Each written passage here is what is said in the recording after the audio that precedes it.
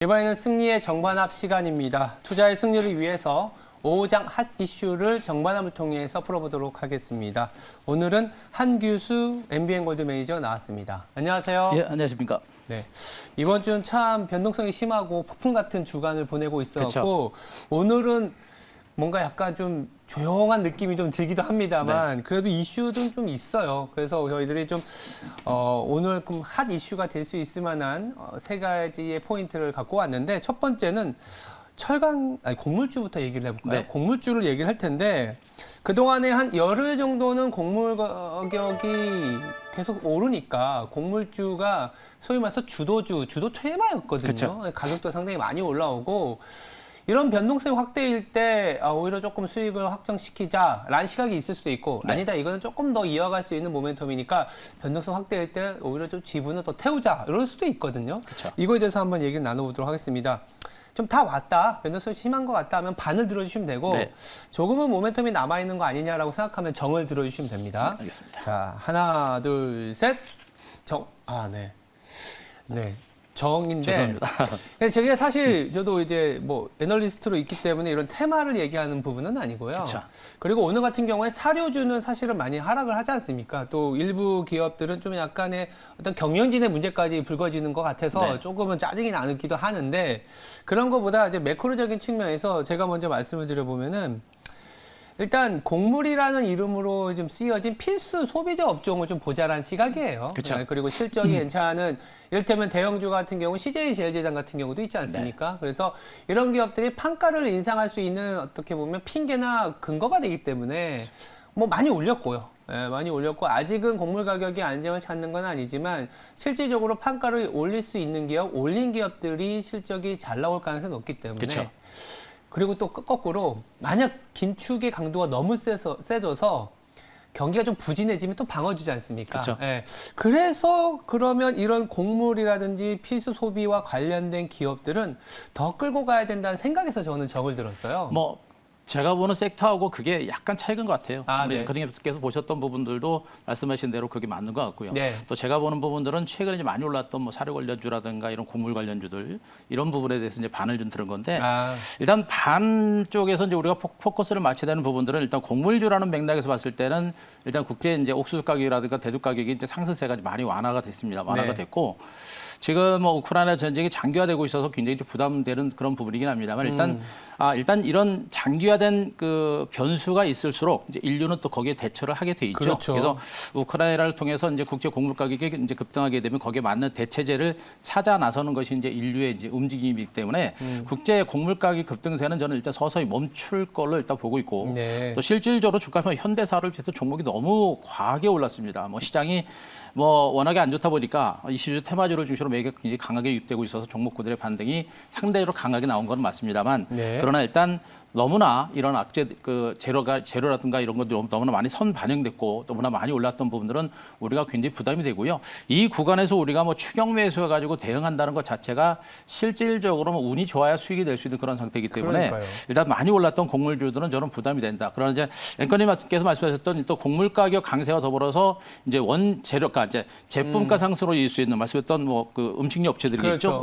오리온이라든가 CJ-제일제당이라든가 이런 종목들은 오히려 좀 더 멀리 보게 되면 이쪽 종목을 중심으로 시장의 매기가 이동할 수 있는 가능성은 저도 있다고 보고 있습니다. 그래서 그쪽은 그래도 아직은 뭐 긍정적으로 봐도 되는 부분이 아닌가 하는 생각입니다. 아니 뭐 사실 저희가 정반이 갈렸지만 그쵸. 어떻게 보면 같은 내용이네요. 네, 그리고 맞습니다. 시청자분도 이제 댓글에 올려주신 게 약간 비료나 사료는 이제 좀 약간 좀 상투를 잡는 것에 대한 부담이 좀 있다라는 부담이 많이 생각도 크죠. 그러니까 결국 상투가 아니려면 실적이 나와줘야 되는데 사료주 같은 경우에는 물론 이제 전체적인 모멘텀이 확산된 건 맞지만 워낙 강하게 올라왔던 부분이기 때문에 올랐어요. 실적이 좋아도 비싸다는 얘기들이 나올 수도 있다. 이렇게도 좀 보고 있어서 일단 빠르게 뭐 결론, 즉 합을 이끌어 볼까요? 네.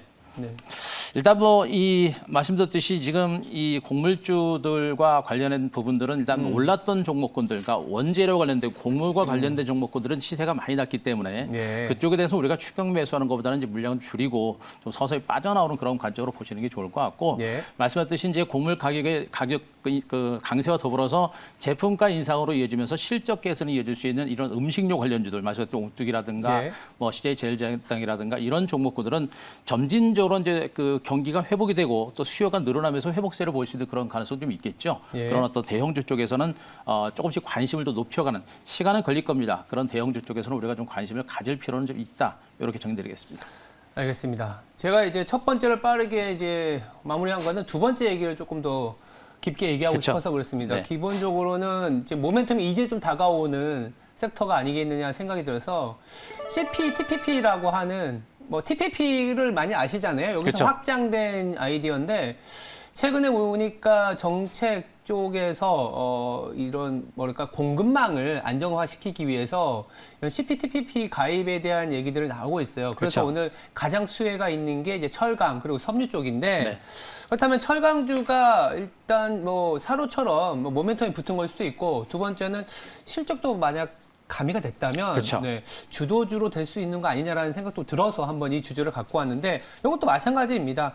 이거를 이제 기폭제로 해서 철강주가 드디어 시장 내에서 주인공이 될 수 있는지 그렇다면 정이고 아직은 좀 너무 무겁다. 우리가 철강주 PER 2배, 3배지만 왜 2배겠어? 이유가 있어. 네. 이러면 좀 반을 들으시면 될 것 같습니다. 자, 하나, 둘, 셋.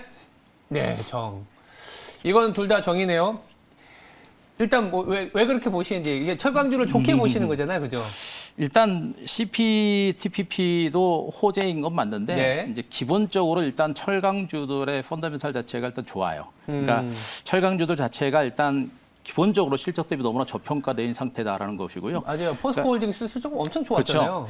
그러니까 뭐 퍼가 철강주들이 대체적으로 뭐 적게는 정말 2배, 네. 보통 3배에서 4배, 네. 정말 저평가된 종목입니다. 그러니까 우리나라 증시가 참 아까운 시장인 건 맞아요. 진짜 뭐 해외 때문에 아주 우리나라 증시가 너무 저평가된 종목도 너무나 많아서 아쉬운데 하지만 저평가된 종목들은 결국엔 그 저평가된 부분들이 해소가 될 수 있는 그런 가능성이 있으니까 일단 보셔야 될 것 같고요.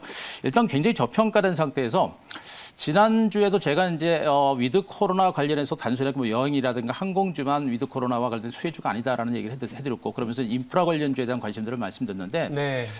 위드 코로나가 이제 전 세계적으로 본격화되고 있습니다. 지금 중국에서도 지금 제로 코로나 정책에 대해서 지금 제로 코로나 정책 때문에 중국의 경기 침체 우려감에 의해서 증시가 밀리고 있는데 중국 그 지도부 내에서도 이런 어떤 유통망 구조를 유통 구조를 폐쇄되는 부분들을 막기 위해서 제로 코로나 정책에서 약간 벗어나려고 하는 그런 정책적인 정치적인 움직임도 조금씩은 가미가 되고 있습니다. 그래서 중국마저도 만약에 제로 코로나 정책을 폐기하고 폐기까지는 아니더라도 약간의 위드 코로나 정책으로 전환을 할 수 있는 그런 가능성이 있기 때문에 전 세계적인 위드 코로나가 진행될 때 이에 따른 인프라 투자가 이제 본격화될 수 있는 가능성이 매우 높습니다. 네. 여기다가 이제 CPTPP 가입까지 이제 진행이 되게 되면 철강 시장을 중심으로 한 성장 자체가 굉장히 많이 부각이 될 수 있는 가능성이 저는 상당히 높다고 봐요. 물론 아직은 전체적인 시장 자체가 철강처럼 무거운 종목이 올라갈 만한 장세는 아닙니다만 전체로 지수가 올라가게 되면 이런 철강주의 반등세가 점치적으로 중기적으로 올라갈 수 있는 그런 가능성이 있다고 보고 있습니다. 그래서 철강주들은 오늘 뭐 단기적인 재료에서 이제 반등은 시도가 되고 있습니다만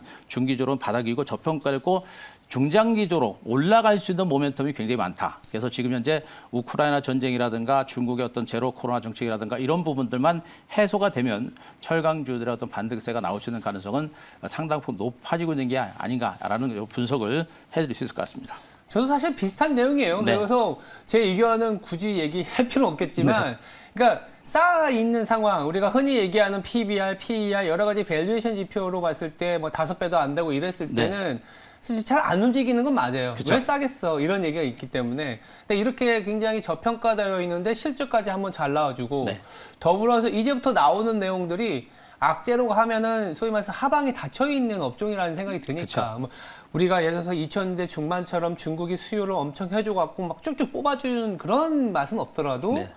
하다못해 중국 얘기하셨지만 그 제로 코로나 정책을 쓰면서 수요가 부진한 수 있지만 중국발 공급이 또 제한되다 보니까 이게 꼭 나쁘다라고만 보지는 않더라고요. 네. 환경 문제도 있고 그래서 환경 그렇죠. 문제도 있고 하여튼 여러 가지 복합적인 부분들이 너무 예민하고 첨예하게 대립을 하다 보니까 맞아요. 그런 부분들을 우리가 예측하기 좀 어렵고 일단 중국이라고 하는 나라가 이제 사회주의 국가이다 보니까 그것에 대해서 우리가 이제 지금 뭐 정치적으로 예측하기 굉장히 어려운 부분들 우리가 푸틴의 머릿속을 예측을 못하듯이 그러니까요. 중국에 대한 정책적인 부분들 우리가 예측하기 좀 어려운 부분들이 굉장히 많죠. 근데 네. 중국이라는 나라도 이제 반자본주의가 잠식이 돼 있는 나라죠, 그렇죠? 그렇기 때문에 마냥 봉쇄해서는 중국 경제가 침체될 수밖에 없겠고 또 시진핑의 3연임에 대해서도 약간의 제동이 걸릴 수 있는 가능성이 있죠. 이런 부분을 보게 되면 무조건적으로 제로 코로나 정책을 장기화할 가능성은 좀 높지는 않다 이렇게 좀 보고 있어서 네. 약간의 좀 희망은 좀 가질 필요는 좀 있지 그러니까 이제 않을까 뭐 싶습니다. 제로 코로나 정책이라는 게 더 길어지더라도 네. 수요단의 이슈도 있지만 공급단에서 좀 타이트해지는 거, 또 그쵸. 가격도 올렸고, 그리고 이제 만약에 제로 코로나 정책이 심해지면 전 세계가 마냥 힘들어진다. 그렇죠. 그래서 또 재정 정책을 봐야 되는데 그러면 또 포스코나 우리가 흔히 알고 있는 그쵸. 철강 쪽에는 기회가 되지 않겠냐 이런 생각에 우리 둘 다 정의돼 있기 네. 때문에 바로 종목 혹시 이렇게 많지 않습니까? 어디를 봐야 종목은 될까요? 정말 많은데요. 네. 아우 이럴 때일수록 참 복잡해 오히려. 그렇죠. 그러니까 너무 많아서. 철강주들 좋고 또 오늘 같은 경우는 뭐 철강주라서 뭐 큰 종목이 움직이는 게 아니라 작은 종목이죠. 그 뭐 고려제강이라든가 동일제강이라든가 이런 종목들이 오히려 급등세가 나타나고 있는데 네. 이들 중소형 철강주들도 실질적으로 퍼가 한 3배, 4배 정도밖에 안 되는 종목들이 굉장히 많습니다. 그래서 일단 올라간 종목군들은 우리가 쫓아가면서 이 변동성이라는 부분들을 대응하기 좀 어려워요. 그래서 일단 움직이는 종목보다는 움직이기 전에 종목을 중심으로 좀 보시는 게 좋을 것 같은데 일단 대형주 쪽에서는 저는 동국제강을 제일 많이 좀 보고 있습니다. 일단 동국제강. 컬러 강판과 관련된 부분들은 일단 우리나라뿐만 아니라 해외 진출 쪽으로 본격적으로 이제 베트남 기지를 중심으로 본격적으로 해외 진출을 추진하고 있는 그런 과정들이기 때문에 동국제강이 앞으로 이제 철강제를 반대세가 나올 때 좀 더 움직일 수 있는 그런 가능성이 높고요. 예. 자, 이런 가운데 이제 황금이스트라든가 현대 BNG 스틸 같은 상대적으로 못 올랐지만 퍼가 뭐 4배 정도밖에 안 되는 그리고 앞으로 이제 성장 가치가 있는 이런 종목군들 중심으로 저는 좀 보시는 게 어떨까라는 생각입니다. 네. 뭐 워낙 그 저평가돼 있기 때문에 소위 말해서 조금 뭐 마음 편하게라는 말은 좀 어폐가 있겠지만 그쵸. 마음 편하게 좀 들어갈 수 있는 그런 종목이지 않겠냐. 그렇다면 합을 마지막으로 한번 이끌어 보겠습니다. 네. 일단 철강주는 우리가 좀 보셔도 될 것 같아요. 네. 현재 위치는 이제 부담이 없는 그런 위치이기 때문에 우리가 좀 보시는 게 좋을 것 같고 일단은 중소형주가 먼저 움직이는 장세이기 때문에 중소형주를 중심으로 일단 단기적으로 좀 보시되 네. 중장기적으로는 같이 갈 수 있는 여력은 있습니다. 그러니까 지수가 만약에 우상향으로 움직이는 그런 흐름이 나오게 되면 철강주의 전반에 걸친 동반 반등 가능성이 있기 때문에 철강주 전반에 걸쳐서 보시는 게 좋겠고 앞서 말씀드렸듯이 대형주 쪽에서는 상대로 들어올랐던 뭐 동국제강 같은 종목들은 꾸준히 보셔도 될 것 같고요. 네. 황금이스트라든가 현대 BNG 스틸 같은 종목들 그리고 대한제강 이런 종목분들 상대적인 저평가 종목들입니다. 그래서 이들 철강주에 대해서도 조금 긴 관점, 그러니까 CPTPP만 보고 하는 게 아니라 그렇죠. 전반적인 펀더멘탈 네. 자체가 좋아지는 종목들이니까 우리가 볼 필요는 있다. 이렇게 정의드리겠습니다. 알겠습니다. 그러면 세 번째 주제로 넘어가면 저는 사실 철강하고 비슷한 주제라고 생각했어요. 네. 화장품인데 왜 철강이냐? 중국발 모멘텀이 뭐 약간 악재로 작용하고 그쵸. 근데 이제 정책적으로는 좀 리오프닝이라든지 탈마스크로 이제 뭐랄까요? 뭐 모멘텀이 다가오다 보니까 화장품주가 공교롭게도 오늘 이제 아모레퍼시픽이 실적이 예상보다 좋게 나오면서 오랜만에 진짜 화장품이 좀 꽃을 피우고 있는데 이것도 마찬가지로 이제 진짜 꽃피는 화장품이다 그러면 정을 들어주시면 되고 네. 야 화장품은 조금 아직은 시기상조인 것 같아 라면 반을 들어주시면 될 것 같습니다. 자 하나 둘 셋. 야 이거 감밀렸네요. 저는 제가 먼저 말씀드린 정의 의견이니까 저도 화장품에 대해서는 조금은 고민은 있는데 제가 화장품을 좀 많이 쓰는 것도 아니고 네. 그리고 이제 중국의 따이공이라든지 이런 사람들이 와서 많이 사가야 어떻게 보면 매출이 늘어나고 밸류에이션이 좋지 않겠냐 생각했는데 일례로 아모레퍼시픽의 주가 고점이 2015년이거든요. 그쵸. 그때가 45만 원이에요. 지금 20만 원이 안 됩니다. 반토막이 아니라 거의 뭐 3분의 1까지 줄어든 상황인데 물론 밸류에이션적으로는 뭐 아직도 비싸다라는 콜이 가능은 한 상황이지만 이렇게 주가가 하락을 하면 주가 자체에 녹여져 있는 건 무엇일까요? 기업에서 엄청나게 뭔가 구조조정과 쪼임을 많이 받을 거라는 생각을 그렇죠. 하고 있습니다. 네. 그리고 실질적으로 이니스프리나 중국이 갖고 있었던 모멘텀을 다 어떻게 보면 덜어낸 상황이라서 지금 상황이 되면 뭐 반토막, 3분의 1토막 맞은 상황에서 가장 안 좋았던 코로나, 가장 안 좋았던 중국의 악재를 다 받은 가격인데 실적이 좀 턴어라운드 한다? 그렇다면 지금 정도면 우리가 흔히 알고 있는 나올 거 다 나온 거 아니야? 안 좋은 거? 그쵸. 그래서 저는 사실 정을 들었습니다. 뭐 그 부분에 대해서는 저도 충분히 동의합니다. 일단 네. 워낙에 지금 화장품주들이 많이 밀렸고 장기간에 걸쳐 소외가 됐고 그래서 바닥을 다져왔고 또 실적도 이제 최악 수준까지 왔기 때문에 바닥에 대한 가능성은 분명히 있는 부분들인데 예. 이제 앞으로 이제 바닥은 바닥인데 중기적으로 이제 좋아질 수 있겠느냐라는 것을 일단 보시면 일단 마스크 벗고 하게 되면 일시적으로 이제 화장품에 대한 수요는 일단 늘어날 수 있을 거로 보고 있고 그래서 일단 아모레퍼시픽의 실적이 그나마 상대로 선방한 것으로 볼 수 있는데 예. 이제 제가 보는 부분들은 일단 실질적으로 화장품 업계 섹터 전반에 걸쳐서 과거 중국 시장이 열렸을 때 화장품 관리죠 초대박을 터뜨렸듯이 지금 그런 반등이 나올 수 있겠느냐라는 것에 대해서 이제 포커스를 좀 맞춘 부분이고요. 그리고 이제 위드 코로나가 진행되더라도 저는 이제 많은 화장품 업체들이 다 수혜를 받기보다는 특정 일부 경쟁력이 있는 종목 중심의 어떤 선별적인 어떤 수혜 가능성이 좀 있다고 보여집니다. 그래서 지금 중국 시장도 중국 사람들도 이제 중국 여성들도 화장품 쓸 때 이제는 굉장히 제품을 골라 쓰고 또 이제 그 고가의 내지는 이제 좋은 상품들을 많이 쓰는 그런 경향들이 많이 강해지고 있습니다. 그리고 그때 요즘 같은 경우는 색조 화장품이 많이 유행한다고 하죠. 그래서 그때 어떤 시장의 흐름에 맞춰가지고 그 이슈에 맞춰가지고 제품 수요가 늘어났기 때문에 일단 화장품주들에 대한 바닥 가능성은 분명히 있지만 이 안에서 모두가 간다라는 것보다는 앞으로 이제 옥석 가리기가 좀 진행될 것 같고요. 흐름에 따라서 어떤 화장품주가 올라가고 어떤 거는 못 가는 이런 형태가 굉장히 많이 부각이 될 가능성이 큽니다. 그래서 저는 일단 화장품 관련주들은 옥석 가리기가 좀 필요한 부분이기 때문에 네. 단순한 반등, 일시적인 반등은 일단 한번 털어내는 기회를 보시고 이 구간부터 실질적으로 경쟁력을 가지고 있는 그런 화장품주에 대해서는 중기적으로 한번 보시는 게 좋지 않을까 싶습니다. 그러네요. 뭐 일단 안 좋아진 상황을 반영했기 때문에 바닥이라는 콜은 가능하겠지만 전반적인 시장이 막 늘어나는 그런 섹터가 아니라 그 안에서 살아남고 그렇죠. 실적을 보여주고 이런 기업들을 찾아가야 되니까 옥석가리라고 말씀을 해주셨습니다. 그러면 뭐 의견이 갈렸기 때문에 제 의견까지 들으셨으니까요. 네. 합을 한번 이끌어 주십시오. 네. 일단 합은 화장품주들의 오늘 반등은 제가 보기에는 아직은 일단 그 아모레퍼시픽의 의외의 괜찮은 실적 발표 때문에 이제 단기로 나타나는 반등 정도를 일단 보실 수가 있겠고요. 네. 마스크를 실질적으로 벗게 되면 한 번 정도는 추가적인 반등 가능성은 있을 겁니다. 그러나 이제 그 반등을 위해서는 애지간한 종목이라는 것은 실적이 받침되지 않고 경쟁력이 떨어지는 종목들은 오히려 물량을 줄이는 그런 관점으로 좀 보시는 게 좋을 것 같고 네.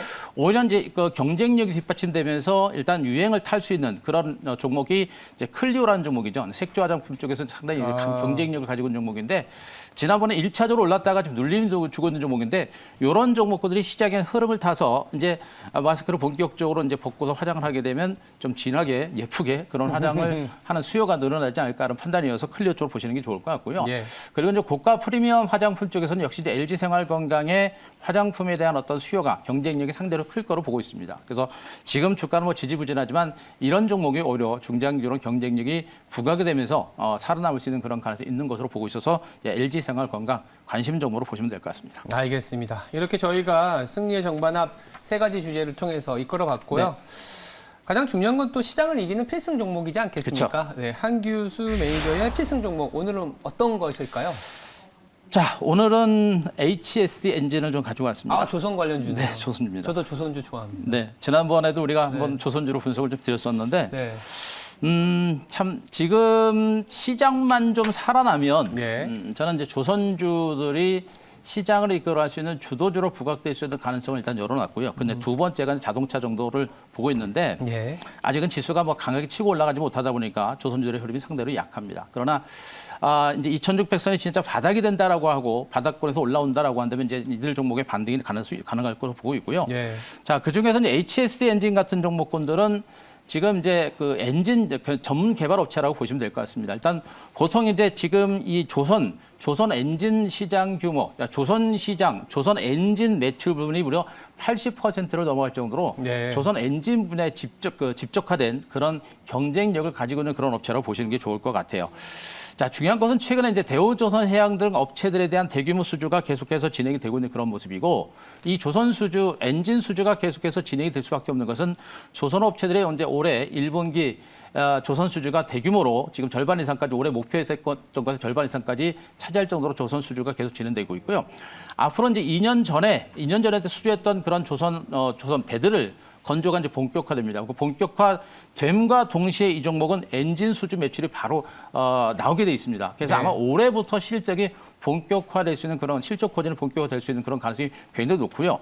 매출 증가 더불어서 이제 고마진의 이제 그 DF 엔진이라고 하는 부분인데 DF 엔진의 매출 증가세가 빠르게 늘어날 수 있는 가능성이 높아요. 그래서 수익성이 올해 흑자로 전환하는데 흑자 규모가 상당히 클 것으로 지금 시장에서는 보고 있는 상황입니다. 네. 그래서 이 종목에 대해서 우리가 좀 보실 필요가 있겠고 주가도 최근에 뭐 다른 조선주들처럼 기간 조정이 진행되고 나서 추세 반전이 진행됐습니다. 고점 돌파하고 나서 약간 쉬어가는 모습인데 이렇게 쉬었다 움직이는 종목들, 추세적으로 올라가는 종목군들이 이렇게 눌림이 나오는 부분에서 반등이 나올 수 있는 그런 가능성이 높죠. 그래서 기술적으로도 주가 흐름 자체가 좋고 현재 오늘 조정을 이용해서 우리가 한 번 정도 볼 만한 종목으로 보시면 되겠습니다.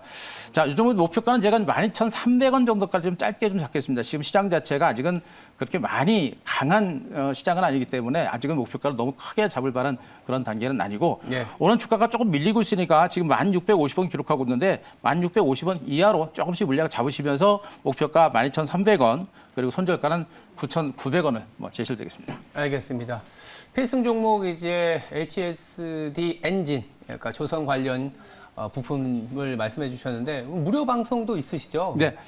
자, 오늘 장 끝나고 3시 50분에 이제 무료 방송 진행이 될 건데요. 네. 요즘에 이제 제가 준비하고 있는 것은 일단 개별 종목군들에 대한 매매보다는 네. 전체적인 시장 자체가 저는 살아날 때를 대비를 하고 있습니다. 그래서 앞으로 시장이 살아날 때 우리가 시장을 이끌어갈 수 있는 종목 섹터와 주도 섹터가 될 만한 섹터와 종목군들을 제가 오늘 무료 방송에 또 한번 말씀드릴 거고 그 이유에 대해서 또 종목에 대해서 구체적으로 설명을 드릴 겁니다. 그래서 오늘 3시 50분 무료 방송에서 MBN골드 홈페이지 오시기 바라고요. 유튜브를 통해서도 한교수 누르시면 바로 유튜브 실시간으로 참석하실 수 있으니까 유튜브 방송 많이 참석하시기 바랍니다. 네, 알겠습니다. 지금까지 승리의 정반합이었습니다. 감사합니다.